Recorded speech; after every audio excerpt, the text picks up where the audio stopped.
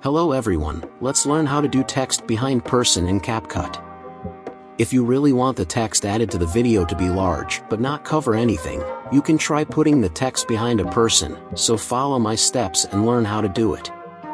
Before we start, leave a like and subscribe for more tutorials like this.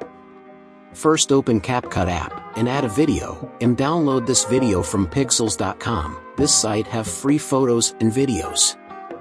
So next we need to do is to add a text on this video. We will do like this, click on text button in bottom of the screen.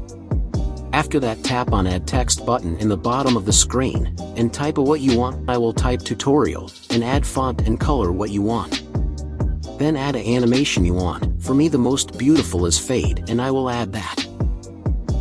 Now extend text on all video, and download video on your phone.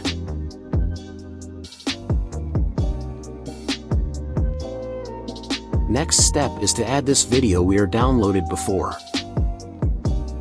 Then click on overlay button in the bottom of the screen, and again on add button and add normal video without text.